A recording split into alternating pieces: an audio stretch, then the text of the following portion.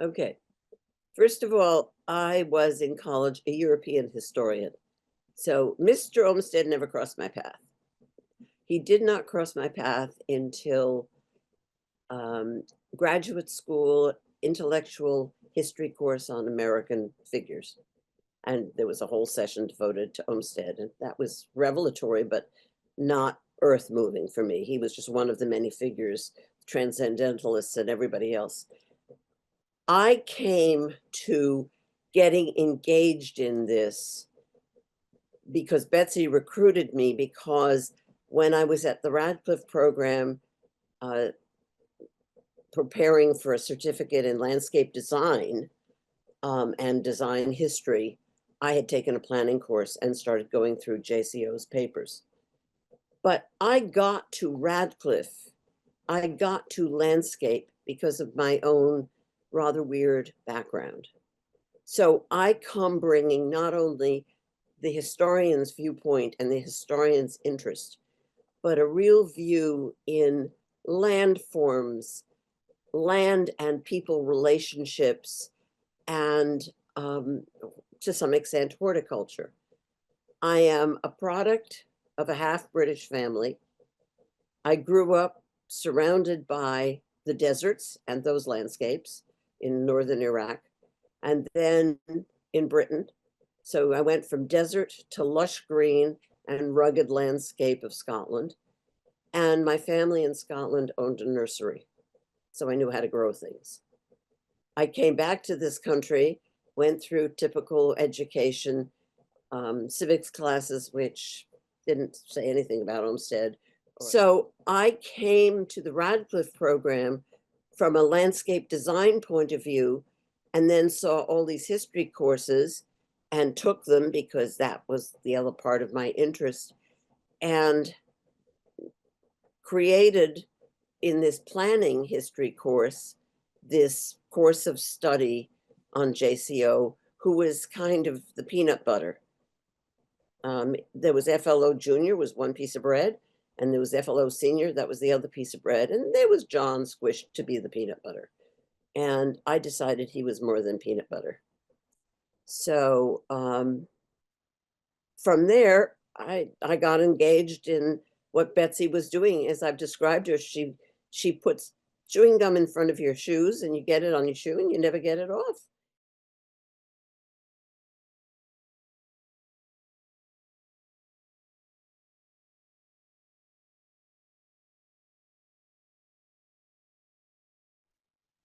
So we formed NAOP. I was just a follower of Betsy and the crew, but I don't keep my mouth shut very well. And so I ended up being a vice chair pretty quickly for NAOP. And, I don't know, because this history is sort of lost.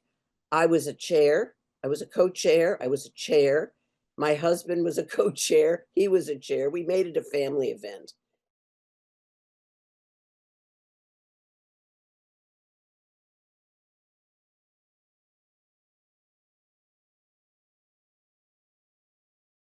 First, there were preservation organizations for architecture.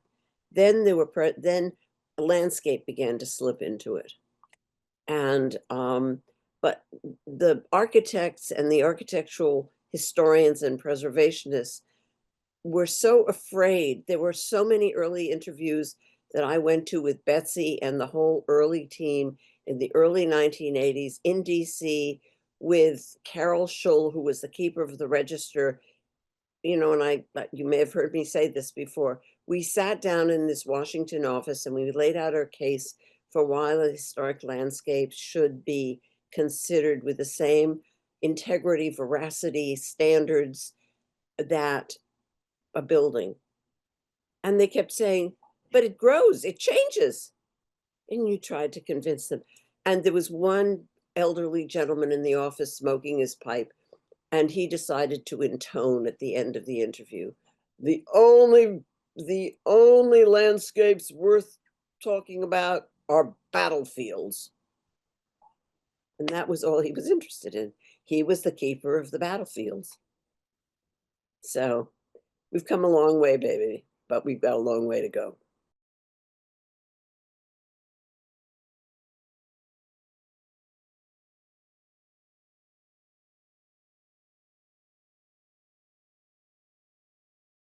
what was most exciting to me, besides the learning and the hunger that was out there to understand and know, and our hunger to understand and be able to help and massage, but learn from, so that it was a two-way street we were involved with, were the meetings that we would quickly trot off to across the nation. And getting in touch with the people who themselves were struggling to understand their land, their park. And it was started with parks, but then you broadened people's knowledge. So you had people like Ed Strada dealing with Riverside, which is park and residential landscape, and how that connected to the umbilicals of the train to the city. So what all those interconnections were and still are was really critical to understand. And then, with cemeteries, and it was it was monumental surrounds. Um, and because of my history background, Charlie Beveridge and I became really close colleagues, and involved in several projects together, doing the cultural history for Louisville, doing the cultural history for the US Capitol grounds, doing the cultural history for Branch Brook Park in Newark, and a range of, across the country, other things. I worked on a private landscape for the Driehaus family in Wisconsin. So I was going from pillar to post, different kinds of landscapes, different kinds of values, different kinds of clients, different kinds of end results.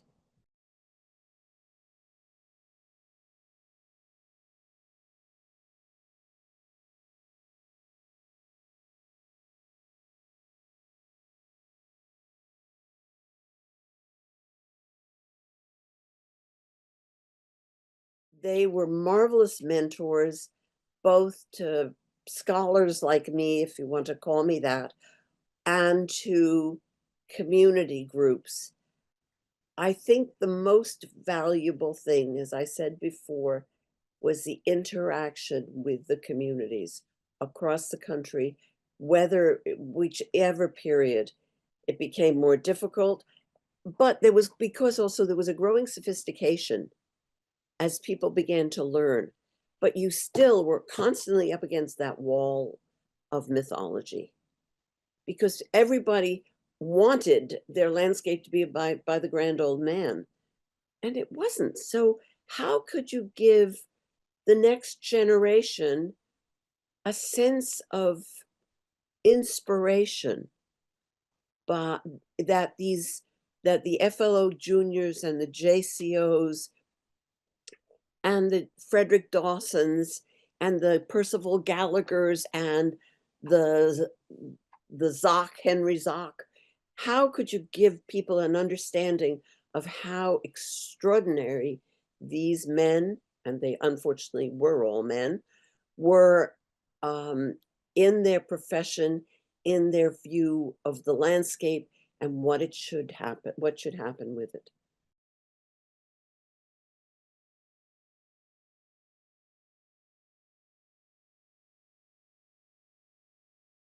Nope, I don't.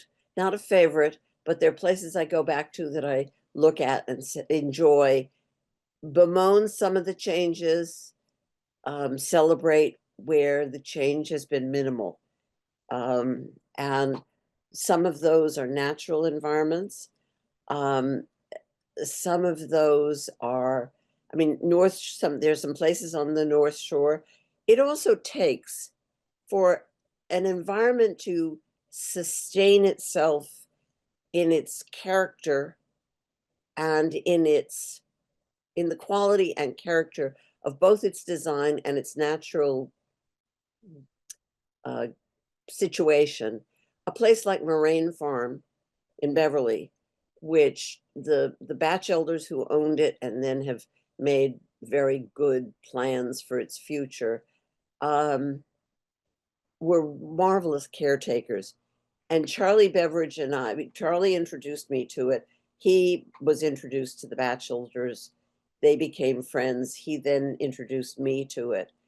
And it has sustained its values as a place to get a lot of Olmsted character.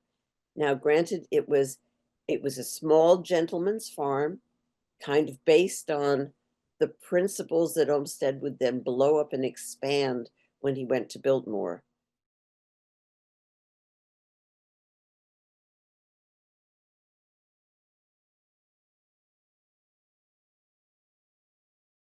Well, the narratives, I feel that the narratives of all of these things, the landscapes have a narrative, the landscapes have a narrative in their setting and in their politics and in their communities.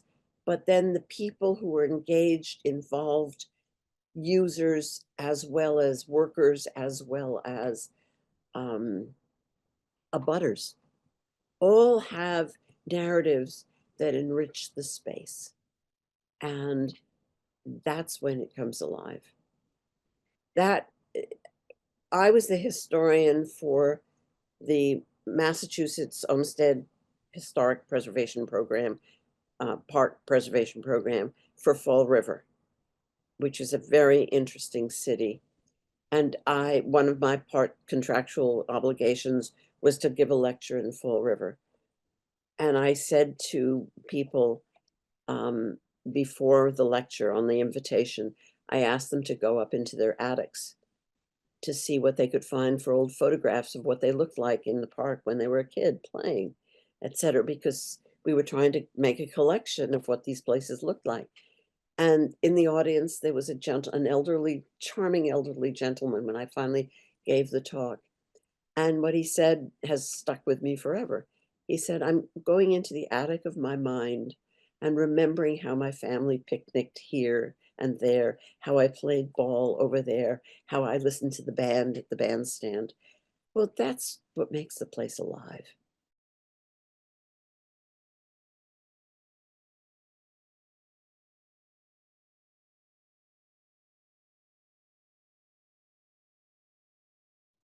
I think knowledge is important, not mythology, but knowledge.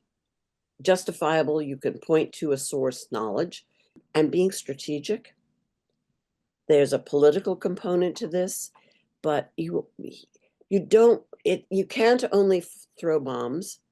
You have to be able to be strategic and show people how critical these landscapes are to the health and welfare of a community. That's where the politics makes an effort.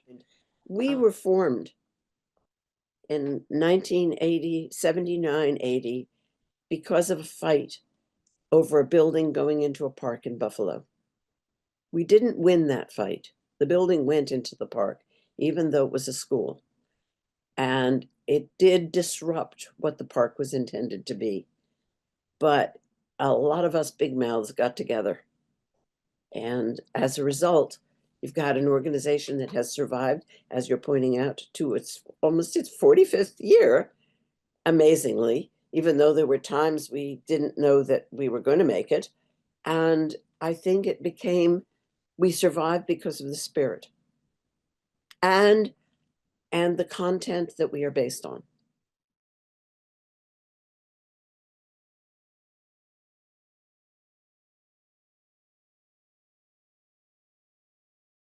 I think the speed at which the immunity of situations where people don't feel they're responsible for either what they say or what they do, the impersonality, inhumanity of a lot of our systems, I think that would shock him. That was what he had created his park spaces about, was to provide things that the poor couldn't provide for themselves. I think some basic human needs that we are struggling to sustain or maintain now would discourage him. We are very hard-edged in many ways. And I think he'd like to escape into some of the green spaces that he respected then and would continue to respect now.